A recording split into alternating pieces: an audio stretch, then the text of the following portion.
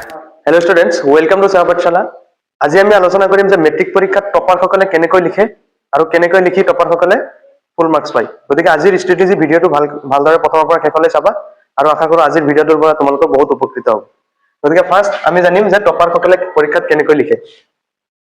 Topper সকলে তোমালোকে জানাই যে প্ৰত্যেকৰে কি থাকে একোটা নিৰ্দিষ্ট পঢ়াৰ টাইম থাকে বা নিৰ্দিষ্ট একোটা কি থাকে ডিসিপ্লিন থাকে। তোমালোকৰটো ডিসিপ্লিন আছে নাই মই নাজানো, হয় নহয়?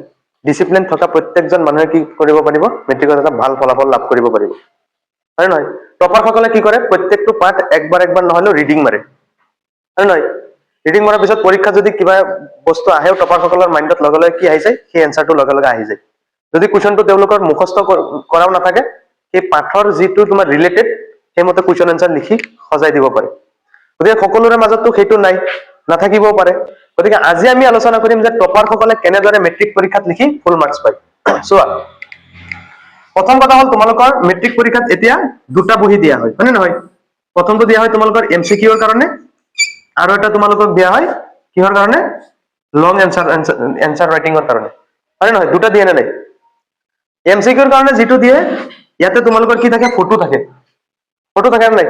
ফটো থাকে। আৰু যদি তোমালোকৰ এমসিকিউৰ যদি কুৱেশ্যন হেৰিটো যদি তোমালোকৰ সেট থাকে চাৰিটা, মোৰতে সেট থাকে, তোমাক যদি সেট যদি এ পৰে এমসিকিউৰ কুৱেশ্যনত যদি সেট এ থাকে তোমাক দিয়া হ'ব সেট এৰ এমসিকিউৰ যিটো এনসাৰ শিট, হয় নে নহয়? এমসিকিউটো তোমালোকে কেনেকে পুৰাব লাগিব মই অলৰেডি তোমালোকক কৈছোই। এমসিকিউৰ যদি ধৰা কুৱেশ্যন নম্বৰ তোমাৰ সেট কুৱেশ্যন সেটৰ 1 ৰ এৰ তোমাৰ ধৰিছো এনসাৰ শিট দিছে এ, হয় নহয়? কুৱেশ্যন শিট এৰ তোমাৰ কুৱেশ্যন নম্বৰ 1 ত থাকিব যে ধৰা এটা কুৱেশ্যনৰ এনসাৰ হল শুদ্ধ উত্তৰটো এ, ইয়াতে লিখা থাকিব তোমাৰ নাম, ৰোল নাম্বাৰ, ৰোল নং, এইখিনি তোমালোকে ধুনীয়াকৈ ফিল আপ কৰিবা। এইখিনি যদি ভালদৰে ফিল আপ নকৰা তোমাৰ লিখিলেও একো লাভ নহব, লাষ্টত গৈ এই এনসাৰ ৰিজাল্ট কি হ'ব বেয়াই হ'ব। সেইটো কাৰণে খুব সাৱধান, নাম ৰোল নাম্বাৰ এইখিনি লিখোতে খুব সাৱধান। ফাৰ্ষ্ট কি কৰিবা তোমালোকে নামখিনি বা তোমাৰ যিখিনি সিগনেচাৰ আছে সেইখিনি ভালদৰে ফিল আপ কৰাৰ পিছত কুৱেশ্যন এনসাৰত হাত দিবা। কুৱেশ্যন এনসাৰ তোমালোকে ধৰি লৈছো যে কুৱেশ্যন 1 ৰ এটো কি শুদ্ধ আমি ধৰি লৈছো এমসিকিউৰ। তোমালোকে কি কৰা বেছিভাগ ষ্টুডেন্টে কি কৰা এমসিকিউটো ফিল আপ কৰোতে তোমালোকে মেক্সিমামে ভুল কৰা। যেহেতু এমসিকিউ যিখন পেপাৰ আছে সেইখন তোমালোকে জানাই যে কম্পিউটাৰত ৰিচেক কৰে, হয় নে নহয়? গতিকে এমসিকিউ ফিল আপ কৰাৰ সময়ত খুব সাৱধান, বুজি পাইছা নাই? আৰু তোমালোকে এটা নতুন নিয়ম কৰিছে যদি এমসিকিউত পাছ কৰা থিয়ৰিত যদি ফেইল কৰা ফেইল, বুজি পাইছা নাই? এমসিকিউত যদি মাৰ্ক পোৱাও কিন্তু থিয়ৰিত যদি নাম্বাৰ কম পোৱা তোমালোকে ফেইল হৈ যাব। দুয়োটাত কি কৰিব লাগিব মেক্সিমাম নাম্বাৰ পাই পাছ কৰিব লাগিব, হয় নে নহয়?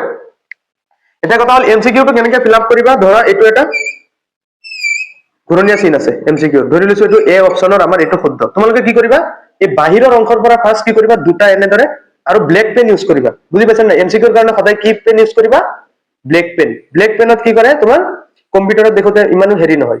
গতিকে কি কৰিবা দুটা এনেকে বাহিৰৰ ফালে প্ৰথমে ৰাউণ্ড চিন দিবা। ৰাউণ্ড চিন দিয়াৰ পিছত এতিয়া আৰু টেনচন নাই, কাৰণ বাহিৰত যদি অকমান স্লাইটলি যদি ওলাই যায় তোমালোকৰ কি হ'ব এমসিকিউটো ডাইৰেক্ট ভুল হৈ যাব।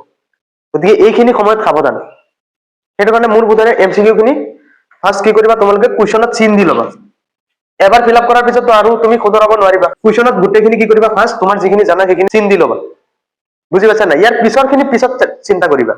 ফাৰ্ষ্ট তুমি কি কৰিবা কুৱেশ্যনত চিন দিবা, বুজি পাইছা নাই বস্তুটো? আৰু এই বস্তুটো ফিল আপ কৰোতে খুব সাৱধান, তোমালোকে অকমান ঠাই যদি এনেকে থাকি যায় ন স্লাইটলি যদি অকমানো থাকি যায় তোমালোকৰ এনসাৰটো ৰং হোৱাৰ খুব চান্স থাকে।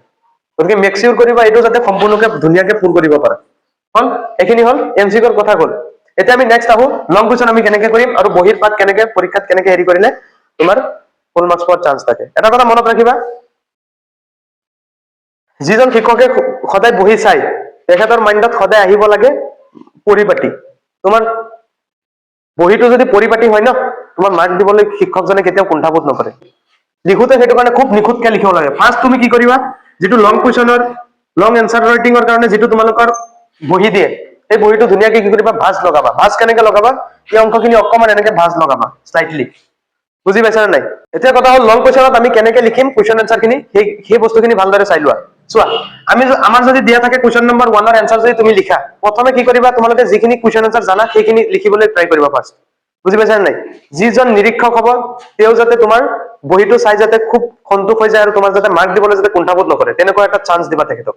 সেইটো কাৰণে ফাৰ্ষ্ট কি কৰিবা দুটা পেজ চেষ্টা কৰিবা যাতে অলপো কটাকটি নহয় মেট্ৰিক পৰীক্ষাত।